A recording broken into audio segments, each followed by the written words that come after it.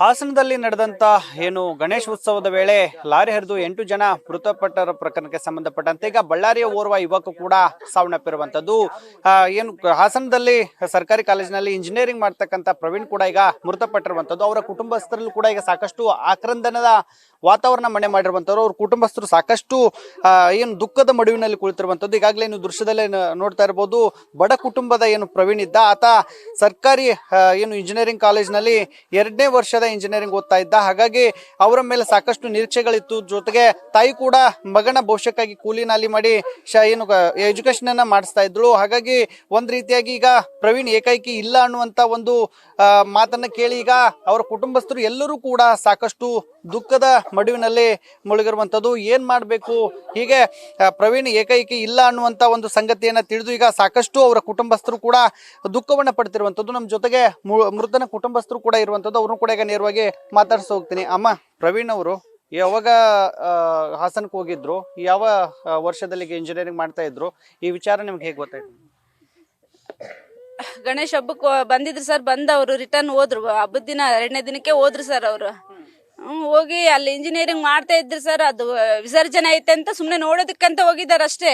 ಆದ್ರೆ ಅಷ್ಟು ಬೇಗನೆ ಹಂಗ ಹಾರ್ಕೊಂಡ್ ಬಂದು ಈ ತರ ಮಾಡ್ಬಿಟ್ಟಿದ್ದೆ ನೋಡ್ರಿ ಸರ್. ನಮಗೆ ಏನಾದ್ರು ನ್ಯಾಯ ಕೊಡ್ಸ್ಬೇಕು. ಇದಕ್ಕೆ ಇರೋದ್ ನಮಗೆ ಒಬ್ಬನೇ ಅವನ ಆಧಾರ. ನಮಗೆ ಯಾರಿಲ್ಲ. ನಾವ್ ಹೆಂಗ್ ಯಾರು ಪಾಲಿ ಬಿಡ್ಬೇಕು ನಾವ್ ಇವಾಗ? ಅವ್ರು ಕೊಡೋ ಪರಿಹಾರ ನಮಗ್ ಬೇಡ. ನಮಗ್ ಪರಿಹಾರನೇ ಬೇಡ. ನಮಗ್ ಜೀವ ತಂದು ಕೊಡ್ರಿ. ಸರ್ಕಾರ ಇಷ್ಟು ನಿರ್ಲಕ್ಷ್ಯವಾಗಿದ್ರಿ ಹಿಂಗ. ಇನ್ನ ಅರೆ ಊರು ಹುಡುಗರು ಇಂಜಿನಿಯರಿಂಗ್ ಸ್ಟೂಡೆಂಟ್ಸ್ ಎಷ್ಟು ಚೆನ್ನಾಗಿ ಕಾಪಾಡ್ಕೋಬೇಕು ಅವ್ರನ್ನ.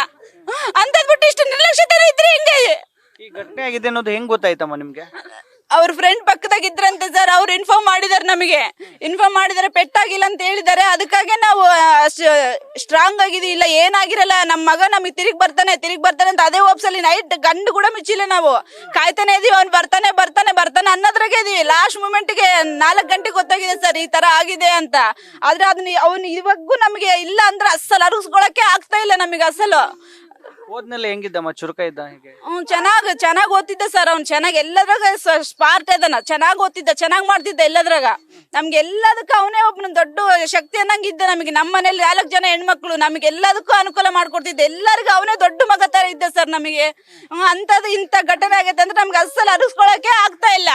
ನಮ್ಗೆ ಇದಕ್ಕೆ ನ್ಯಾಯ ಕೊಡಿಸ್ಬೇಕು. ಅಮ್ಮ ಇಲ್ಲ ಸರ್, ಅವನಿಗೆ ಅವರಪ್ಪ ಕೂಡ ಇಲ್ಲ. ಚಿಕ್ಕ ವಯಸ್ಸಿಗೆ ಅಂತ ಆಗ್ಬಿಟ್ಟ ಸರ್. ಅವರಮ್ಮ ಕಷ್ಟಪಟ್ಟು ಕೂಲಿ ಕೆಲಸ ಮಾಡಿ, ಮನೆ ಕೆಲಸ ಮಾಡಿ, ಅವನಿಗೋಸ್ಕರ ಸಾಲ ಎಲ್ಲ ಮಾಡಿ ಹಂಗೆ ಓದಿಸ್ತಿದ್ದ ಸರ್. ಆದ್ರೆ ಇಂಥ ಘಟನೆ ನಡೆದೋಗ್ಬಿಡ್ತು. ಜೀವನ ಅರ್ಸ್ಕೊಳಕ್ಕೆ ಆಗಲ್ದು. ನಿನ್ನೆ ನನ್ಗೆ 8 ಗಂಟೆಗೆ ಚಾಟ್ ಮಾಡೀನಿ ಸರ್. ಏನ್ ಮಾಡ್ತದಿ ಅಂದ್ರೆ ಏನು ಸುಮ್ನೆ ಅಂತ ತಮಾಷೆ ಮಾಡ್ತಿದ್ದ ಸರ್. ಕಾಮಿಡಿ ಎಲ್ಲ ಕಳ್ಸಿದ್ದ ಸರ್. ಅದು ವಿಸರ್ಜನೆ ಅಂತ ಹೋಗಿದ್ದಾನೆ ಸರ್. ಅದು ಆ ತರ ಆಗ್ಬಿಟ್ಟಿದೆ ಸರ್, ಆನ್ ದ ಸ್ಪಾಟ್ ಅಂತ. ಇದಿಷ್ಟು ಮೃತ ಪ್ರವೀಣ್ ಕುಟುಂಬಸ್ಥರ ಮಾತಾಗಿರುವಂತದ್ದು. ಓದ್ನಲ್ಲೂ ಸಾಕಷ್ಟು ಚುರುಕಾಗಿದ್ದ, ಜೊತೆಗೆ ಸಾಕಷ್ಟು ಏನು ಕುಟುಂಬಕ್ಕೂ ಆಧಾರವಾಗಿದ್ದ. ಆದ್ರೆ ಅವನನ್ನ ಕಳೆದುಕೊಂಡು ಈಗ ನಮ್ಗೆ ದಿಕ್ಕು ತೋಚದಂತಾಗಿದೆ ಅನ್ನುವಂತ ಒಂದು ಮಾತನ್ನ ಅವರ ಕುಟುಂಬಸ್ಥರು ಈಗ ನೋವಿನಿಂದ ಹೇಳ್ಕೊಳ್ತಾ ಇರುವಂತದ್ದು. ಕ್ಯಾಮ್ರಾಮನ್ ಕಾರ್ತಿಕ್ ಜೊತೆಗೆ ಶಿವಾನಂದ್ ಮದೇಳಿ, ನ್ಯೂಸ್ ಫಸ್ಟ್ ಕನ್ನಡ, ಬಳ್ಳಾರಿ.